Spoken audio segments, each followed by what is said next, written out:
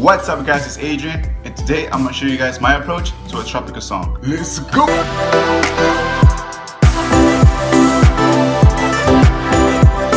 Okie dokie dokie doke. Also notice that I'm not at my own place. I'm actually visiting my mom, so bear with the stairs and the whole weird stuff. So my approach when it comes to tropical vibes, you know, you want to imagine that sunshine, a nice view on the beach.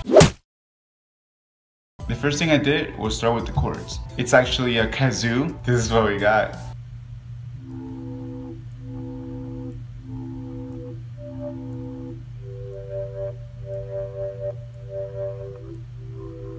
Really quick on the kazoo, what I did, I squashed it with an OTT compressor. That's almost like a pad in the background going on. And then I have these chords. Keep in mind that we are in 100 BPM. I wanted these chords to set the mood. I'm a huge fan of, of having the chords, but making the chords very rhythmically and almost melodic. If you hear closely, you can hear that the chords are almost carrying on a melody.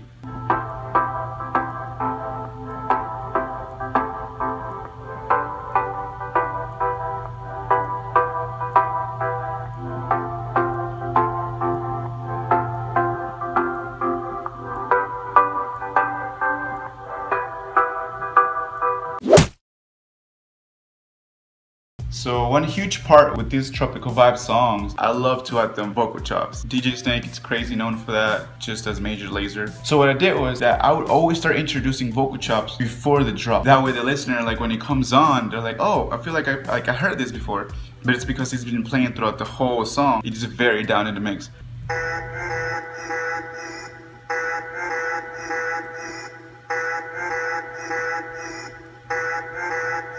I have a second vocal chop here, which is basically the chords, and then I did a melody on top of it. So the vocal chops is actually playing chords and the melody at the same time. Keep in mind, once these vocal chops come in, the previous one, they come off. That way, we don't have interference. And then your mind can focus on one thing rather than like 20 things happening at once. So this is what these sound like.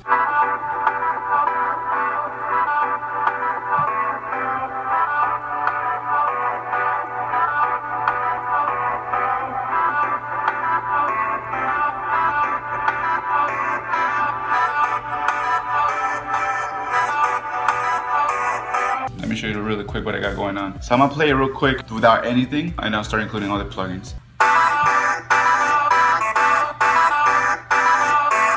Okay, that's kind of annoying. Anyways, so the first thing I did, I added some EQ. And keep in mind that this EQ, I cut a lot of low end, high end, because I automated it before the actual drop. That way it feels like it's opening up. Then I compressed it really hard with an LA2A. Then I added my favorite plugin, Kickstart, with crazy reverb. I squashed it with this pedal board, added some delay. And one thing I always do with my vocal chops, because you never know, I added the stock Logic pitch correction. That way it always stays in tune. And then the last thing I did, I added another LA2A. Now when the actual drop came in, what I did was I had the same vocal chops, but I just pitch shifted a whole octave up. That way the listener feels like something uplifted.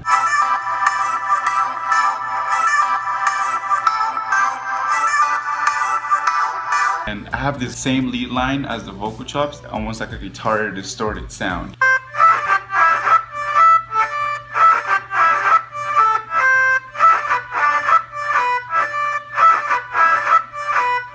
Basically what I'm thinking is, okay, I'm trying to layer it from the low end, from the low mids, the high mids to the highs. Then I got more chords, and these are just like the stabs to make sure that tack is cutting through and the listener can kind of feel the ta ta ta ta ta ta ta ta la la la skitty yak yak.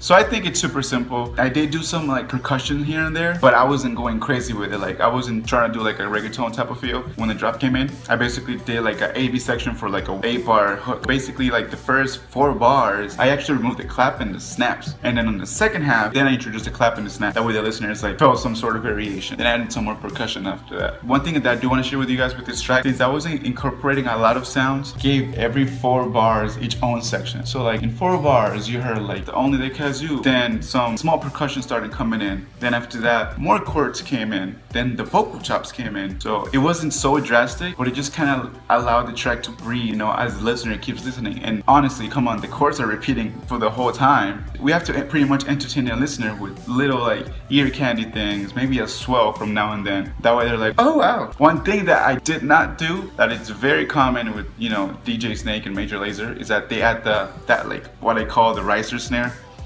Let's see what we can do real quick. I'm sure most of you guys know, but for some of you that don't, this is what I'm talking about. So it would be like this.